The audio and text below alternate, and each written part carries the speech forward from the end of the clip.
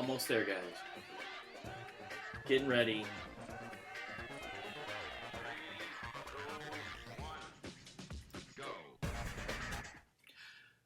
And I mean, that's go. Where are we getting that weird reflection from? Is it the Stream Deck? Could be the Stream Deck. That could be the weird reflection. Coming from the Stream Deck, maybe. I think the light over there shining crazy like onto the Stream Deck. What's up, Johnny? Yeah, Johnny Cash. Man in Black. Good for a Tuesday. Felt like Wednesday all morning long. Felt like crazy Wednesday. Move stuff around here. Good morning. Welcome to your Tuesday morning cup of cyber in our Illy Coffee Days in a New York cup. Nothing like a good fresh cup of hot coffee to get you started before we talk about the cyber events of the day. There was a lot going on today. We're going to talk about some point-of-sale attacks. We're going to talk about some warnings that TrickBot put in place that they didn't mean to, that are still out there. There's a critical vulnerability in some SAP stuff. There's a critical vulnerability in some big F5 big IP stuff. And you got to wait to see what the day is today. What kind of crazy day it is today. There's a lot going on. Obviously, you want to stay on top of this stuff. Know when we're going live. Hit that button over there. Comment, subscribe. Tell your friends. Ooh, we got Sparkle 3421. Hello, good morning. That's coming. It's coming from. Where's that coming from? Facebook, Twitch? Coming from Twitch? I think, maybe. Oh, Facebook, I think. Good morning. Well, welcome to the show. Got a lot going on today. Got a lot to cover. Alex threw in some information last night that I want to make sure we covered about some SAP vulnerabilities. Big issue. F5 has a big issue today as well. Huge stuff going on that. And then there's some just the crazy stuff we talk about. So let's throw the intro and we'll get back to it. We'll jump into talking about today's cyber news.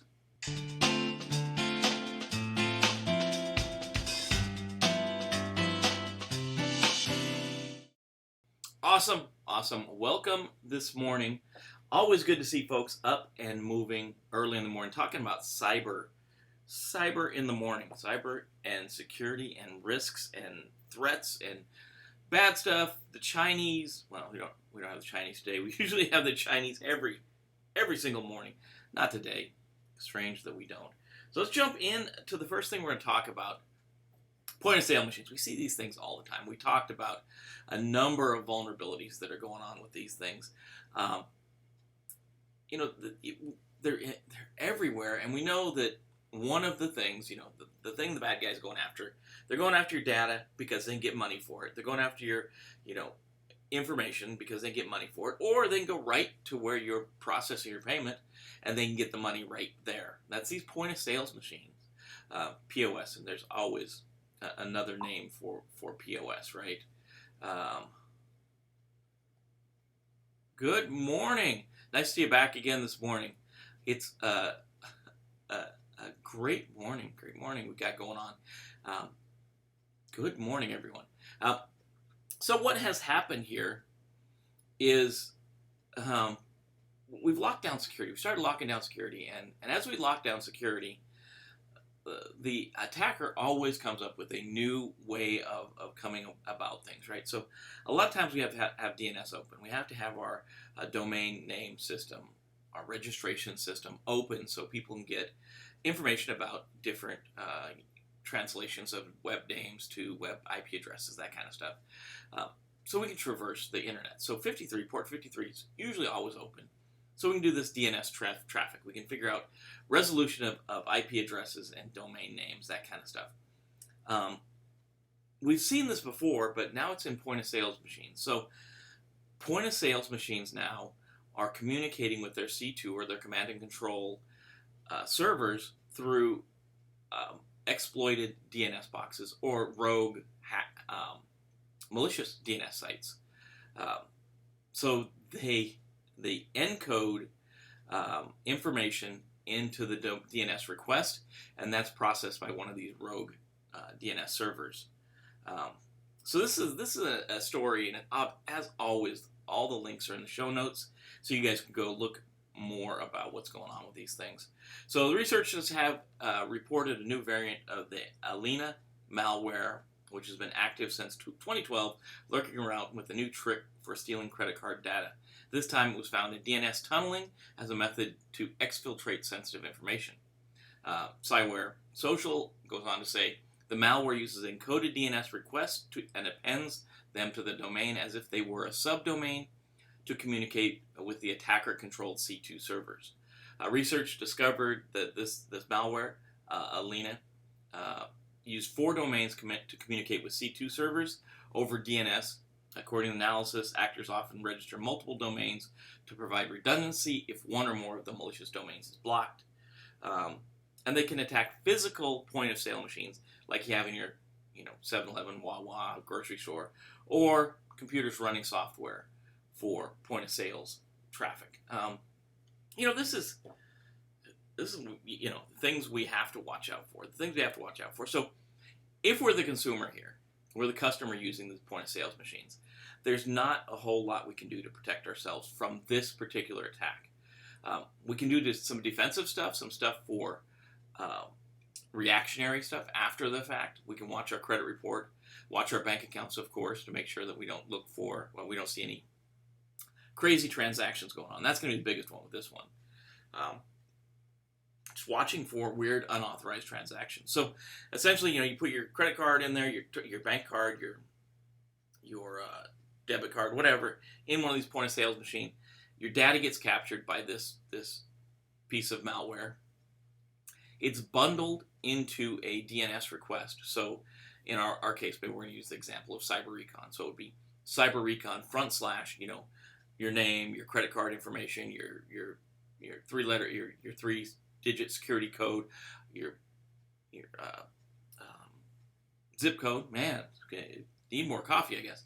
Zip code, all that stuff sent to these DNS servers that are acting as the C2 nodes, command and control nodes. They're just gathering this information, and they're encoded in there so that it's sent over 53. So normally it's not going to be blocked by any protection mechanism. So there's stuff that obviously the owners of these point of sales machines have to do to ensure they're not running malware, to ensure they don't get infected. A lot of times these things are infected either through supply chain or because they're interfaced with other IP-based systems like Windows systems or something like that.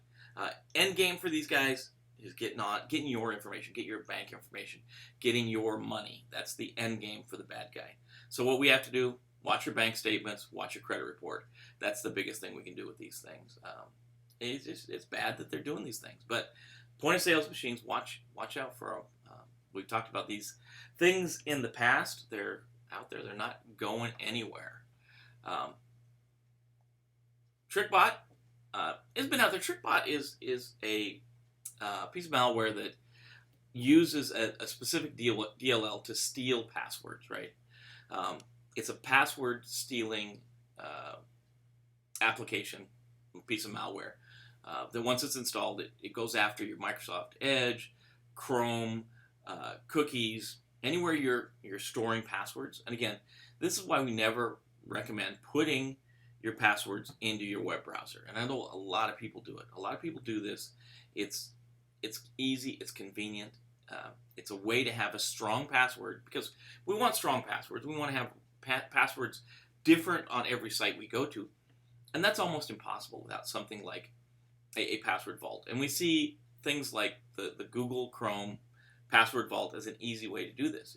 It's easily implemented. It's easily managed. And when you move from one computer to another, when you log into Chrome, it's just there automatically. This is the downfall to using that type of system. It's this DLL, and because we see it's a DLL, we know this is attacking mostly Windows machines. Let's face it, it's going after Windows machines, which is 95% of the market. So it gets installed and it tries to pull as many passwords as it can from Chrome, from Microsoft Edge, Firefox, any browser that has the ability to pull passwords out of, it's going to pull the passwords out of, as well as your cookie data. And then that's what it does. So as they continue to improve this thing, they test it just like anyone would test any other piece of software. It's ran through some test cycles, and when they run through test cycles, a lot of times they'll put pop-ups in, and this is software developers have been doing this for years. You put a pop-up in there that maybe at some point along the program you're gathering data from the user, and you want to make sure that the software is pulling the correct data from the user. So once the user inputs the data, they click submit. When you're debugging the program, when you're testing the program, you may have a window pop up that says, okay, hey, I gathered the name, Jim Broad, and I gathered his IP address, and I gathered whatever other information that I was trying to do. And essentially that's what they did in this case. They were adding new features to this TrickBot piece of malware, and they had a warning in there. And the warning's available on the article from Tripwire. Is it Tripwire? Yeah, Tripwire's got the good deal of Tripwire. They've got the article out there. They've got the text of the warning, and they've got a screenshot of the warning as well. But essentially, when you become infected by this, normally you're not supposed to know you're infected. But they've left this debugging code in there, and what it's doing is it's popping up a warning in your web browser that says, if you see this message, because the program name grabber gathered some information from your browser, if you do not know what's happening at this time, it is the time to start be worrying. Please ask your system administrator for details. So that's the pop-up that comes up. If you've got that, obviously you've been infected with this grabber. Your system is compromised. Their advice, disconnect from the network, run some AV software, change all your passwords, obviously, because that's the point this thing's after. This malware is out to get your information, right? TrickBot's been around for a while. It's been doing this for a while, and the goal of the software is to get as many passwords as it can. So it's going to grab all the passwords, and then they either become for sale, because we know that's a motivator for a lot of these folks, is to sell your information. And user IDs and passwords are a big thing that's sold, along with credit card information, PII, all that stuff that's available on the dark web. If we say dark web, we gotta play the game of drink, I guess, the dark web. So they think the researchers assume that this was left in there on accident. They didn't want the users to be aware that they've been compromised. So according to Bleeping Computer, this isn't the first time that TrickBot made news. At the end of the first half of 2020, in mid-June, research came across an attack that leveraged the fake Black Lives Matter voting campaign to distribute TrickBot malware. And again, if we think about this, if I make something up that's voting, you're going to go vote for something. As a user, you're going to have to click a button. You're going to have to click, yes or no, or whatever your choices are in this thing, right? So that's a good time to put a button there that when they click it, it installs the software. And again, outbound connections are always more dangerous than inbound. It's always easier to get the end user, the user of your computer, to click a button to distribute the malware, rather than trying to get it on their computer from the outside. So what they're using, again, like we see with COVID-19, they're using current news, current social events, current things going on in the world to push this forward. So they push it forward using a voting button, and when you click the voting button, maybe your vote counted, I don't know, but you definitely got this bug unless you were protected. So the advice for this one, if you see the warning, if you see that warning, if your friends see the warning, and again, I tell you guys, as you know, if you've been here, you know the point is, you guys probably know a lot of this stuff. Most of you know it, and we're here in the morning to focus on what we should talk about, what we should share with our friends, what we share with our family, our coworkers that don't know this stuff. So maybe you're hanging out, and your family says, "Hey, I got this pop-up that said, hey, I should contact my administrator. What should I do?" Well, the folks at Tripwire told you, in this article, they say, hey, disconnect from the network. So turn your wireless off, unplug your network cable, whatever. Get off the network. run your scanning software, your antivirus software. Try to clean it up. I say, I'm a big fan of just rebuild. If you've been infected, rebuild. Do a fresh rebuild. We know that's not, today that's not always perfect because we have malware that it attacks at lower levels now. So it could be attacking at the firmware level probably, possibly. But we know this one doesn't. This one doesn't. So we can do a fresh rebuild. And then we got to change all those passwords. Every password that you had stored on that computer in your different browsers has to be changed because now they've been compromised, right? So that's what we have to do. Why these guys want it? They want to get your information. They really do. They want to get your information. They want to take that information and sell it or share it or use it themselves. What we can do to protect ourselves, obviously, watch the links we go to. Watch what we click. This is so prevalent out there. There's so much of this going on where the bad guy is using the news and social events to push their agenda forward, to push phishing forward, to push these attacks forward. And we see it all over the place. And we just got to watch out. So the big thing, if your friends, family, coworkers, somebody's talking about getting a pop-up, this is what we do. Also, if we see them, we hear them talking about these voting trends. I know it's off topic. It's not really this topic, but I see them all the time. I see these surveys on social media, like Facebook will have a survey. See which Hogwarts character you are. See which Star Wars character you are. And as you go through those things and answer those questions, a lot of time you're giving away way too much personal information just to find out that some random logarithm just assigns you a randomized character.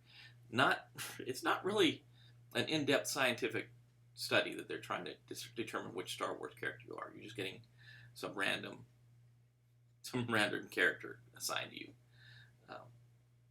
So watch those things. Watch those things. Share with your friends. I don't know what else to say. It's so prevalent now.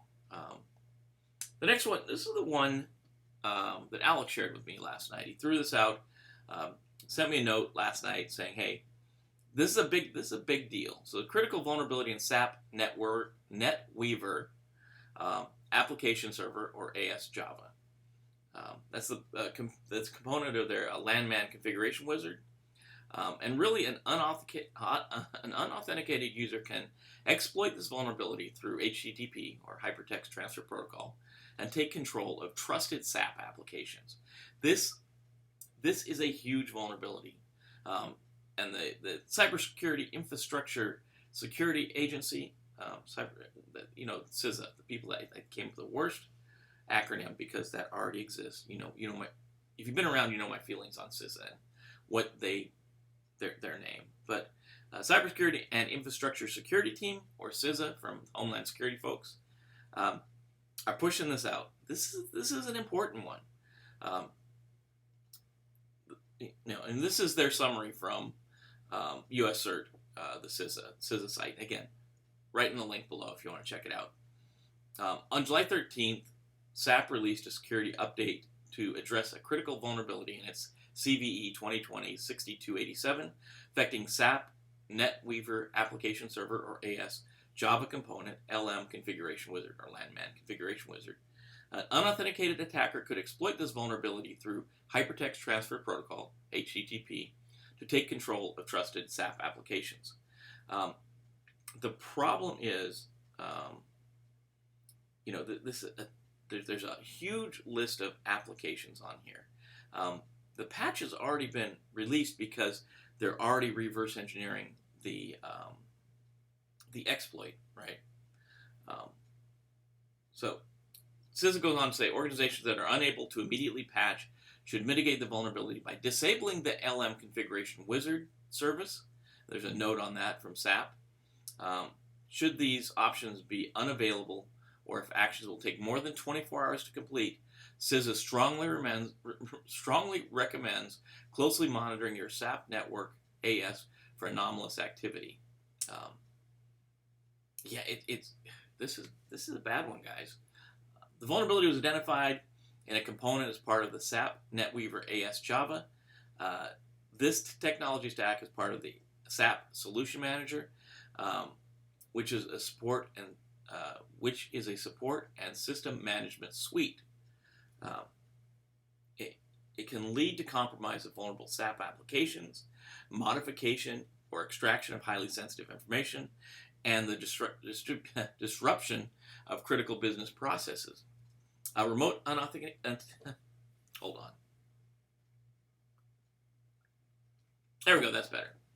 A remote unauthenticated visitor can exploit the vulnerability through HTTP interface, which is typically exposed to the end user and, in many cases, exposed to the internet. And that's huge.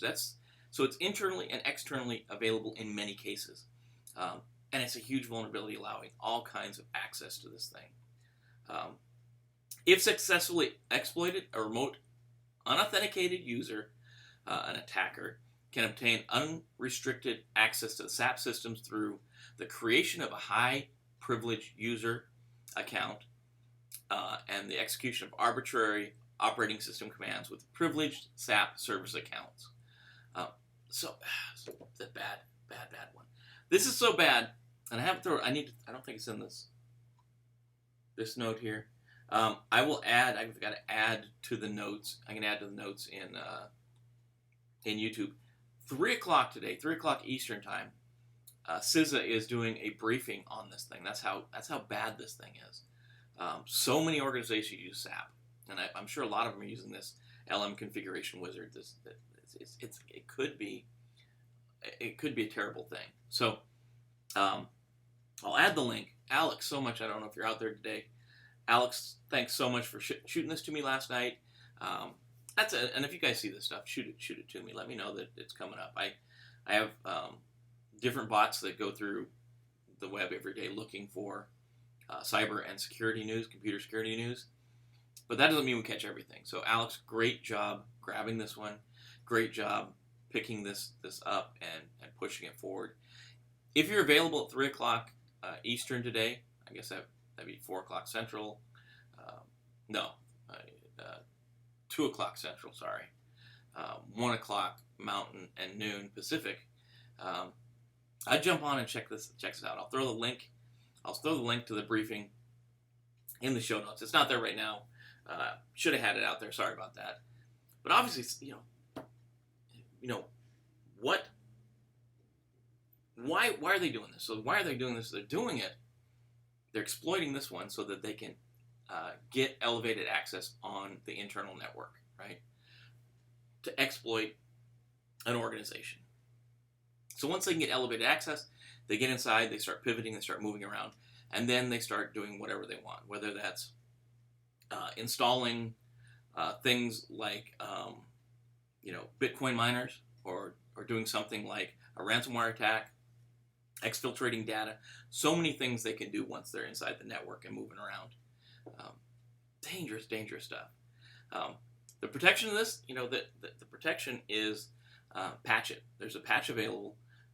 Patch this thing and get it done. And that's what bottom line what CISA is saying here.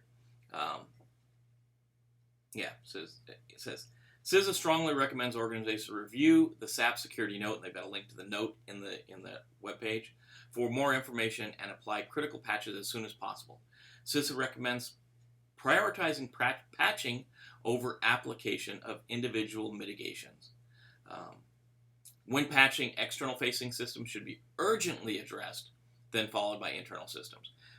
So they're putting some stress behind this thing. They're stressing the importance of patching this thing. It is a business application. SAP is a business application. It's an organizational application.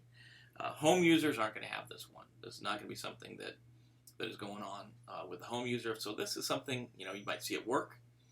When you go to work today, you may want to be talking. Hey, do we have SAP? Are we using the LM wizard? What's going on? Are we patching this thing? Do we have it patched? Do we have a process for this? If not, we should be at least kicking up our logging on this thing. We need to see what's going on with our SAP devices, and we probably monitor what accounts are being created locally as well on our network. So all kinds of stuff. I'd say if you can join the chat today with the CISA folks, I think that would be a great thing if you have time to do that. And I know it's right in the middle of the day, not a lot of time, not a lot of warning, and some people might not be able to join. I think it's one of those things you might want to do. F5 is also in the news. And this one again, this is big, this is huge as well. So hacking groups have, and this is from Cyber Social again, two from Cyber Social today. Hacking groups have been exploiting bugs in corporate networks to gain unauthorized access to corporate networks or perform malicious activities, according to Cyber. Recently, hackers were seen exploiting a rare vulnerability in the Big Five, or the F5 Big IP, that has received a CVSS score of 10 within a week after it was disclosed. And again, if we know CVSS scoring, 10 is the highest that it could possibly go to. That's the highest. And obviously, if we do the calculations later, you can add your local variables. It's not going to go beyond that. It's not going to get higher than that because 10 is the highest it goes. You may end up with a lower score, especially if you're not using F5. But you want to do the calculations. But just know out of the gate, if you've got F5, I would assume this thing is a 10 on your network right now until you prove otherwise. The article goes on to say what happened. The vulnerability, which in this one is a CVE 2020-5902, in the Big Five IP, has exposed several government cloud providers, ISPs, banks, and many Fortune 500 companies to possible risk of intrusion. On July 1st, a positive technologies expert had revealed a remote code execution bug in the Big IP's management interface, known as Traffic Management User Interface, or TMUI. It was patched by the vendor on the same day. So they provided the vendor provided patching the same day. Positive Technologies had found that more than 8,000 vulnerable devices were available from the internet. 40% of those from the U.S., 16% from China, 3% from Taiwan, 2.5% from Indonesia, and Russia less than 1%. By July 3rd, NCC Group observed active exploitation of the bug, through which the attackers were attempting to steal administrator passwords from vulnerable devices. And again, this is the big thing with this is, patch your network. Read the security advisory again. Cyber Social has the link to the security advisory. Patch them and provided some additional recommendations for the users. Two big things. I mean, the first two are point of sale, the trickware thing. Those are important. They're good to know. They're things we can talk about. We can talk about with our friends. Those are two things we need to know for our maybe our personal private life. We probably carry them over to our professional life as well. But those are things we may see our friends, family, coworkers talking about because they are things that may be exposed to the normal person using a computer. These last two are definitely corporate, SAP and F5, big infrastructure devices, big infrastructure software. It's exploitation of either of these two things is bad. I would say again, if you can join the news conference, the talk about SAP at 3 Eastern, that'd be great. Obviously, these bugs, what they're trying to do in both these cases is get account credentials, get on your network, get inside, start pivoting around, start moving laterally, and then from there, it depends on what their motives are. Motives are steal your data, they're going to try to steal your data. If their motives are trying to use your resources to Bitcoin mine, they're going to do that. If it's for ransomware, if it's for locking up your data so you have to pay somebody to get it back, that's what they're going to try to do. So definitely be aware of these last two. Make sure that if you're in an organization, you're the security person for that organization. Make sure that you're aware of these two. SAP, F5. Check out if you're the security person, you're security for your organization. You need to find out today if you guys are running these things because they're both bad. They're both very bad. So that's the rundown of the top stories of the day. It is Bastille Day. It's the storming of the Bastille in 1789, right? Is that the right year? I've got the ability to sneak and look at the right dates. I don't have to remember it from my head. Yeah, 1789, July 14th, 1789, start of the French Revolution, storming the Bastille, the fortress, to when the people overthrew the monarchy and changed the government of France forever. Obviously, I think, one could assume that the French population was excited by what happened in the United States, and kind of did the same thing over in France. They took control of the country, and they changed the way it ran forever. So, according to Time magazine, the French National Day of Bastille Day, celebrated each year on July 14th. May spell fireworks and a large military parade for some, but for most it still marks the anniversary of the storming of the Grand Fortress that was infamous for holding political prisoners during the first movements of the French Revolution in Paris in 1789. So, obviously, check out the article. Find out more about Bastille Day. That's today. That's what your water cooler talk of the day. That's the talk of the day. I don't know if my overhead camera's on. Let me see if my overhead camera's on. It is. Cool.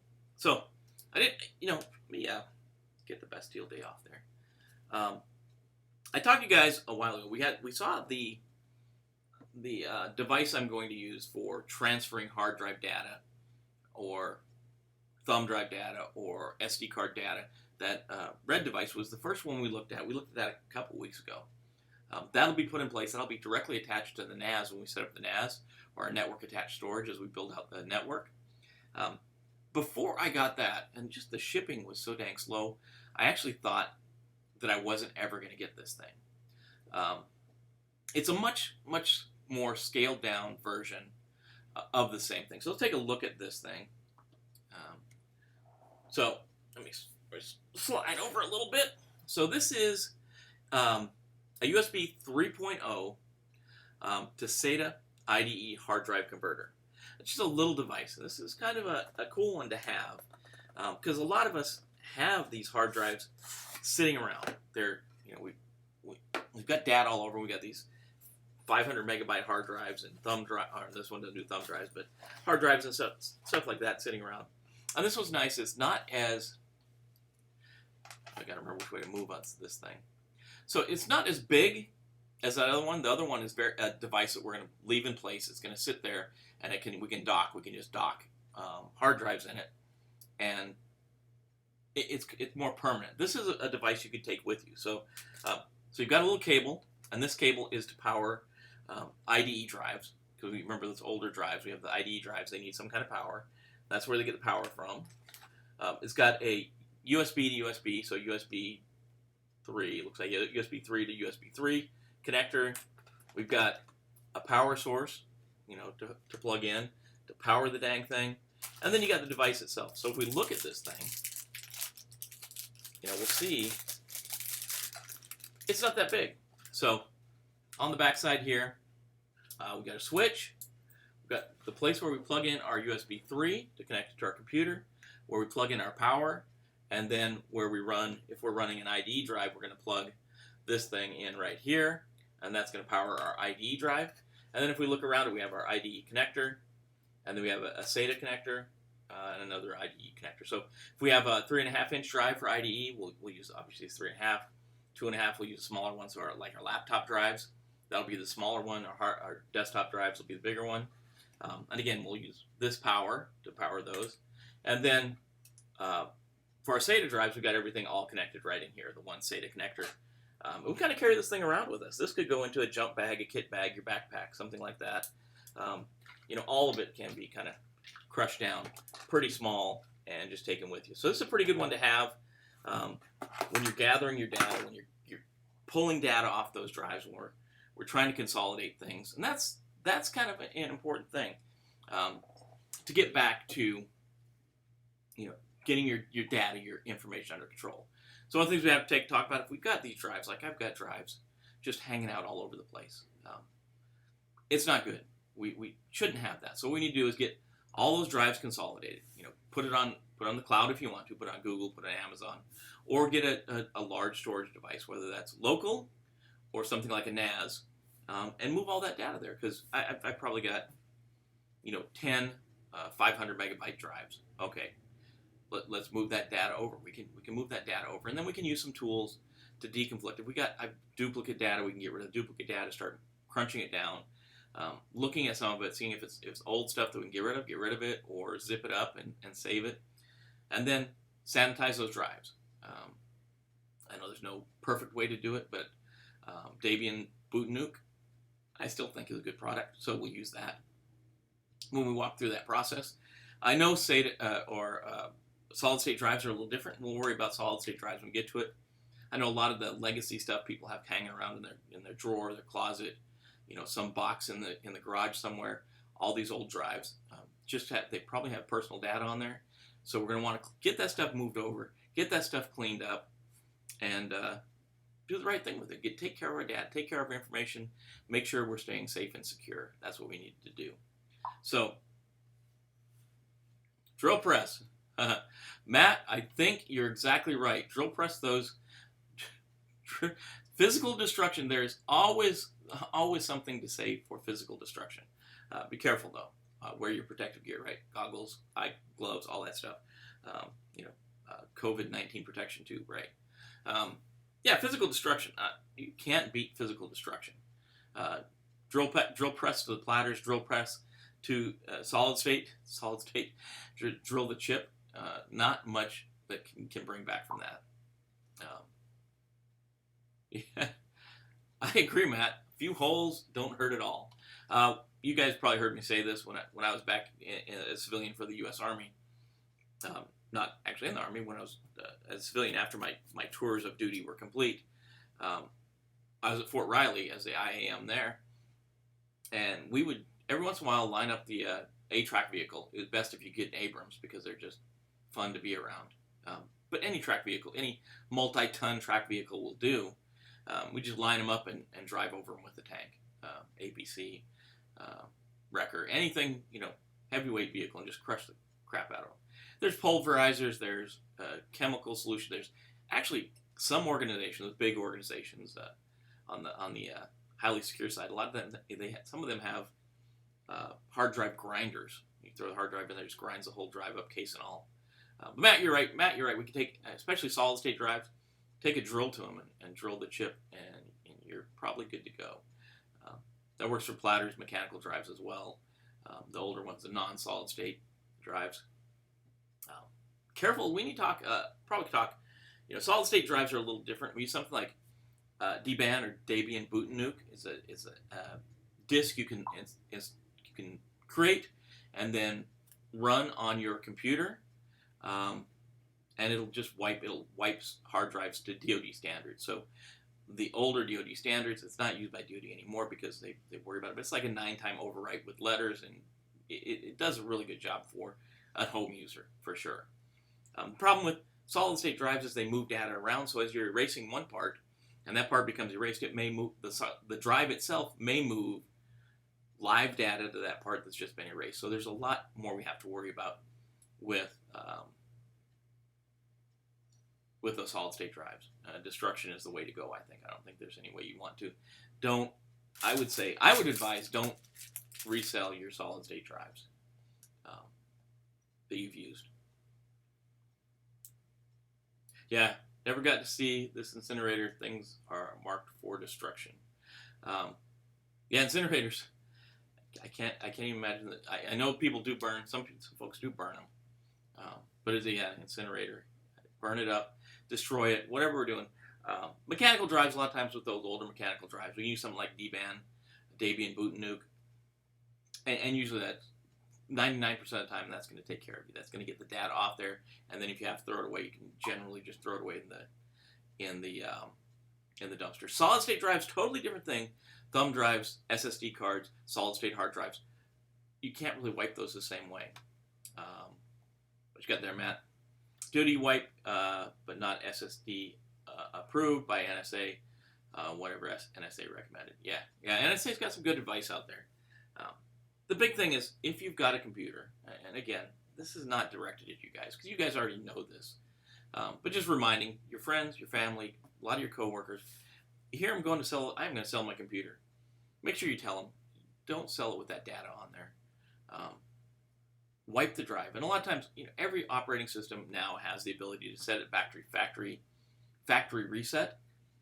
That doesn't always mean it's going to delete the data. And when it deletes the data, it doesn't mean it's going to do a good job of it. I'm a big fan of running something like DBAN. And DBAN, again, it's not the end-all be-all, but it's free. It's available on the internet. It does like a 7 or 9 times overwrite. Yeah, Jumpdrius? Hope I said that right, Jumpdrius.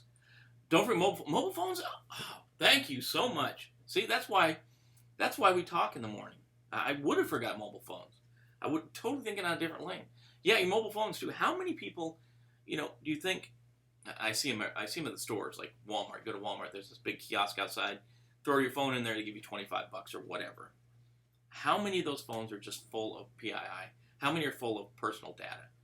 Great point. I would have forgot mobile phones, because I'm just thinking in different directions. Think everywhere we store data.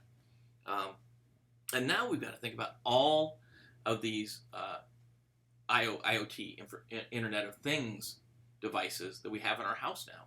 How many devices we have in our home that have some kind of storage capability that are tracking our information or tracking our data. Those things have to be taken care of too. So, Jumpdrius. I hope I'm saying that right. Sometimes I beat up people's names, and it's definitely never on intention. So, yeah, thank you for bringing that up. Phones, mobile phones are going to have a ton of data on them. Probably more data on those mobile phones than any other device you own, because they track everything. As we talked about yesterday, I'm trying to work on getting in shape. I've got a little app now that keeps track of my calories and my exercise and that kind of junk. That's all on there. I mean, everything is on your phone anymore. So, great point. Clean your data up. We got to watch out for our data. Got to watch out for our friends, really. Friends, family, coworkers. I know your family sometimes can be the worst. They can be out there just doing crazy stuff, clicking links and all kinds of stuff. Matt says most Dells have secure wipe software, as well as HP machines have the option in the BIOS, depending on the BIOS firmware package. Just a tip for the spinning disks. Yeah, again, Matt makes a great point. I like that term, the spinning disks. Yeah, and the big thing, we talk about mechanical drives, and what Matt's talking about here is spinning disks. If we don't know, that's those, the older drives that have platters in them, and it spins around like a record player, and there's essentially arms, needles with heads on them that read the data.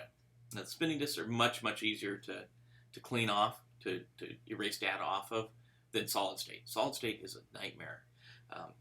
I will tell you, and this is a story from obviously one of the customers I used to have as a consultant, and I obviously won't say who, but they were so proud of themselves. There's a process called degaussing, and if you ever been around a highly secure environment, they'll sometimes use degaussers, and they're giant. They're devices that have just gigantic fixed magnets or electromagnets, and you put a device in there like a hard drive, and you turn this thing on, and it just creates a gigantic magnetic field, and it just destroys the data. It destroys the drive, essentially, because it destroys the information on the controller board. It destroys the data on the platters. It destroys everything. It just does, again, used in a bunch of highly secure organizations because they're highly effective, but they're highly expensive too.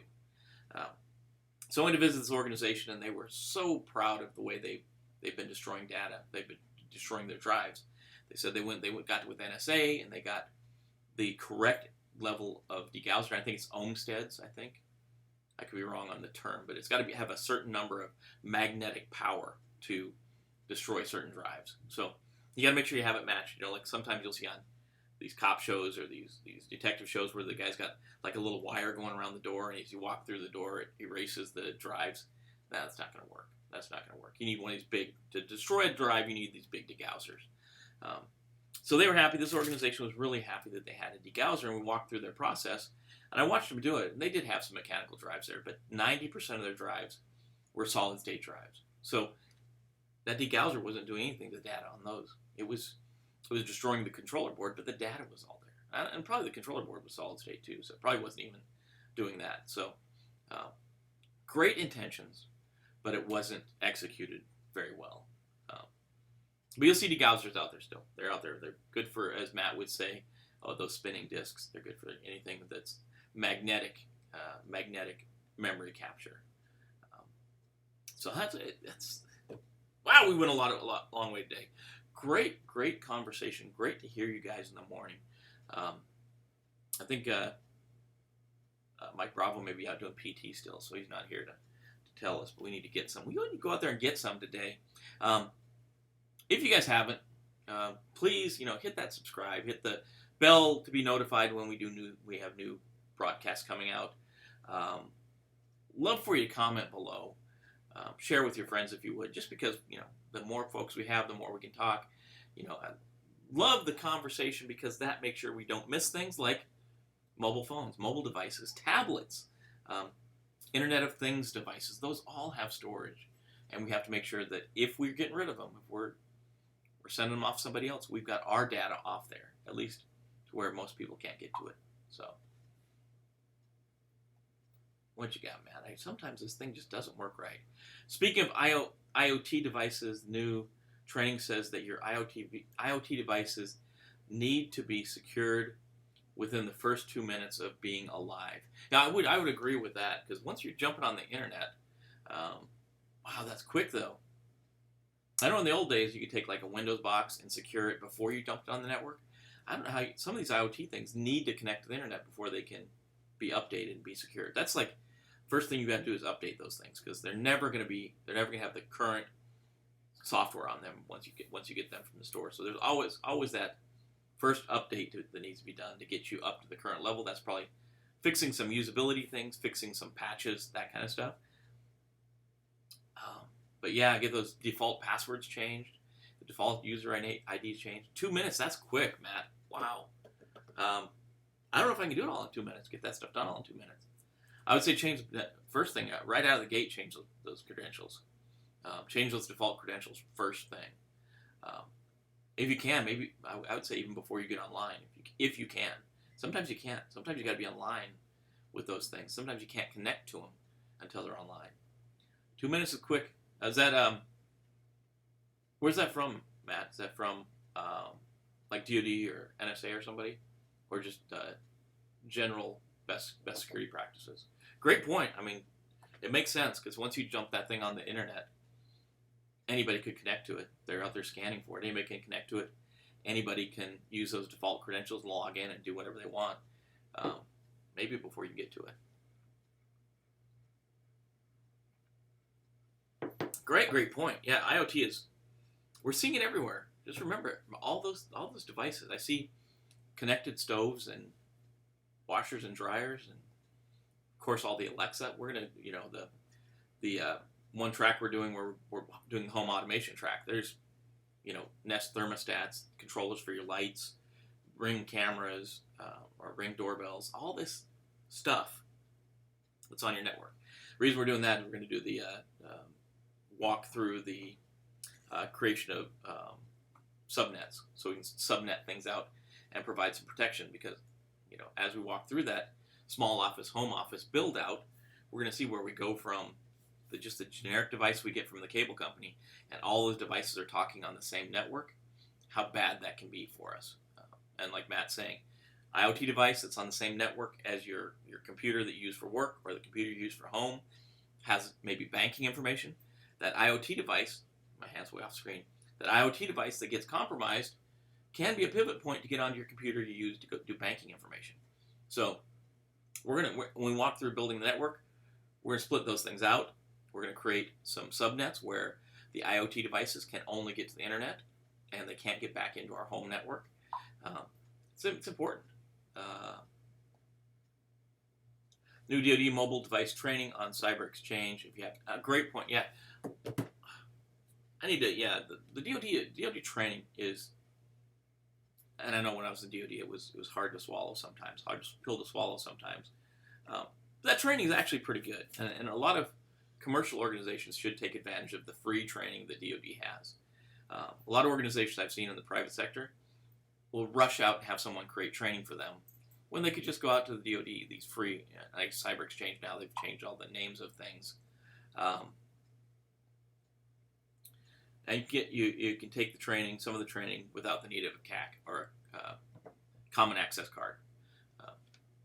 I know a lot of it, like the end user training. There was a ton of it that was available without a CAC, and I'm that guy without a CAC now, so I would have to. That's a bad statement, I guess. Without a common access card, so I'll go out there and check it out. Good stuff. Appreciate the insight. Subscribed. Notification is on, and I hit the like button. Thank you so much. I appreciated it. It helps us. We try to keep the thing going here. Try to keep everyone aware of what's going on in cyber, and it just makes me feel good when I see people are contributing to the conversation, liking the channel, because that means I'm not just here talking to myself like I was for a while. That could that's sometimes weird when you start one of these channels and nobody's out there and you're just talking to the empty bit bucket, I guess. A lot of cheap IoT coming from China. Any documented security threat from those devices seems too easy to add a sniffer. Yeah. Oh yeah. Andreas. Yes, exactly. 100%. I agree with you. That's a good question. I don't know any site that has documented vulnerabilities across kind of this IoT world. I don't know of any. I know there's, in organizations, there's like the Trusted Supply Chain Program, where we only buy from known vendors and they get vetted and that kind of stuff. I don't know if there's a good place to find a list of those things that we can assume are bad. I'd say reputable suppliers. If you're buying cheap knockoffs from, what's that? I can't think of the it's not Dream. It's anyways one of those cheap auction sites. That's probably not good. If you're buying stuff that's Cisco but it's spelled with an S instead of a C, probably not good information. Cheap devices. I think if something's too good to be true, it probably is, and that's kind of the rule to follow on some of the things. All the other light bulb controllers are $20 and you find one for $3. It's probably a reason why it's $3. Maybe it's just junk, or maybe it's got some sniffing capability built into it. Because remember, it's not the functionality of the device. It's the fact that the device is on your network and now it becomes a network node that we worry about. And that's a good point. I don't know if there's a good clearing site for those bad IoT devices. That's something to look into. Matt, two-factor authentication needs to be activated like right away. Pass it, yeah. Besides, if you can, but I guess you're right. Yeah, a lot of them are using things like the callback feature for multi-factor authentication, meaning you need to have the correct mobile device as well as a password, username and password. Two-factor authentication. If that IoT device has two-factor authentication, turn that thing turn on right away. And a lot of times they'll have that option as you're clicking through the setup to turn on two-factor authentications. Callback is a good feature. Callback is a good way to have two-factor authentication. You can also use something like Duo. You can get a Duo account and you can set up Duo. A lot of organizations use Duo, so maybe you can get multi-use out of it. You can use it at work, and then you can set up Duo to do your multi-factor for things at home as well. Multi-factor, two-factor is a great point, Matt. Better than years past. And you're talking about IoT. I think you're talking about IoT devices there, Matt. Much better than it has been in the past. A lot of junks come out. Come on, can we get Paul's note up there? Even watch now, yeah. This, iOS watches. We have Samsung watches. We have, and then there's, the Fitbit trackers, Polar. A lot of these, your watches connect to your network too. So many things. I mean, it would be one of the things we're doing for our network build out is mapping out all the things that connect to our home network. The same thing for small business, small office, home office network. How many things do you really have connected to your network you don't think about? I remember back in the early days of when high-speed internet first came out, cable, like Roadrunner cable, first came out, you had maybe one computer on your network, and you had all that bandwidth for one computer. Now, if you think about it, how many devices are connected to your home network? And most people are friendly by nature. So when your friends and family come over, they just connect to your network as normal. I would say create a guest network that's separated from your home network.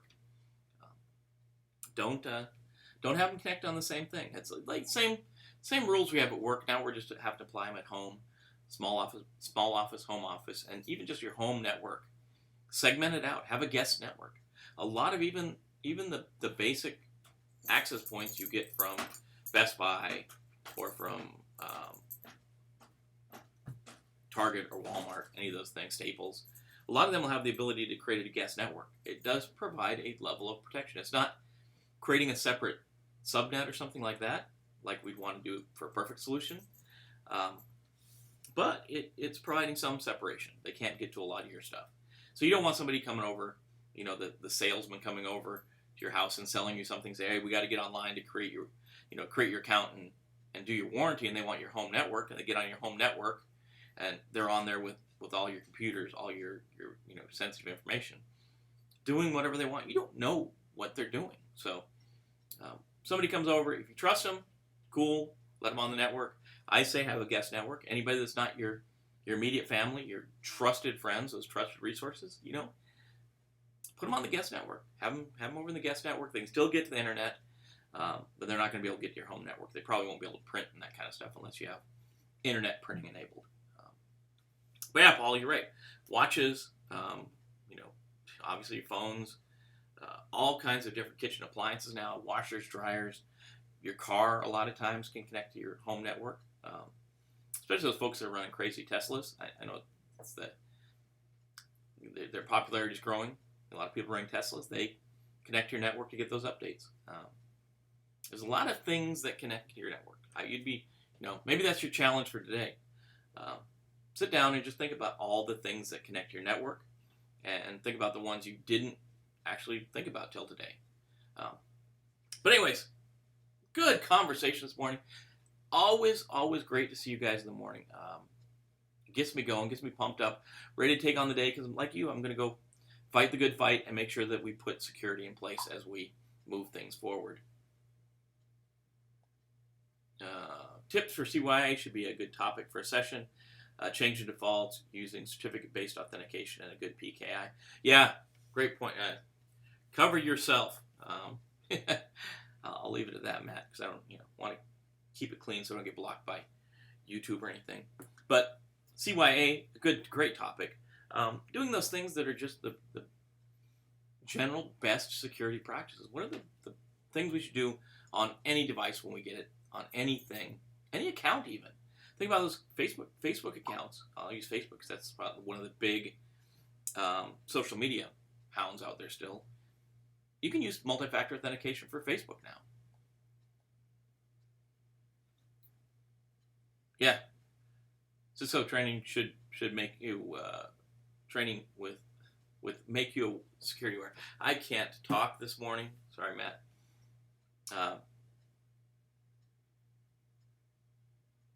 Yeah, is it some Cisco has, or is that you're talking about the Chief Information Security Officer? I know those folks. Our chief security officers, I always worry about them. Some are great, and some, came from IT, don't really know security, or some came from business and don't know IT or security. So we got to watch out for take care of our CISOs if we can. I think you're talking Cisco training with make you security aware. I might have lost the acronym there, Matt. There's too many acronyms flown around. Hopefully I got the right one. But anyways, I think we're running out of time. We got to go get ready for work. Let's see. Wonder how secure something like medical wearables are secure, like the glucose monitors. I bet they're not secure at all. HIPAA has helped a little bit with that, but I bet they're not as secure as they should be. I'm sure there's people checking those and seeing how secure they are. I bet there's some of them that aren't. And ones like the glucose monitors, I think probably are more secure than some of them. There's some other devices out there that are available for healthcare monitoring that I would be more worried about. I guess a good thing, like some of these apps that, like the one I just got that monitor your fitness level, those are essentially HIPAA because they're gathering your healthcare information. They're gathering your heart rate. They're gathering all kinds of personal information in them that is healthcare related. So I bet, I don't know, those. I'm going to check mine to see if it's HIPAA compliant because it does have HIPAA information in it technically. So good point, Matt. I'd wonder about that too. There's all kinds of stuff we got to cover. I got to go back through these and take all kinds of notes because you guys talk about good things. So that being said, I'm going to go ahead and throw the timer flag on this so we all can get ready for work. My work day, my normal work day starts at 9 o'clock, so I'll be out of here and logged back in on that computer. But I can't say how excited I am. You guys are on in the morning. How much it gets me pumped up to see you guys talk about these things. Because that's how we take care of each other that way. Make sure that we're all pushing forward. We're all taking care of each other to fight the good security fight. Like I said, if you haven't, smash the buttons over there. I do appreciate it. Like the video and comment. I'd really like to see the comments below here, what you guys got to say. And I know Mike Bravo's not here. I haven't seen him pop up yet. He's going to tell you go get some. So go get some today. I'm going to tell you be safe out there and have a good day. And we'll see you tomorrow morning. The vendor, CCNA. Oh, okay. Thank you. Yep. Thank you, sir. Yeah, the Cisco stuff. Okay. Anyways, we'll see you tomorrow. Be good. Take care of your friends, family, coworkers, because they're the ones that really need you. And we'll see you tomorrow.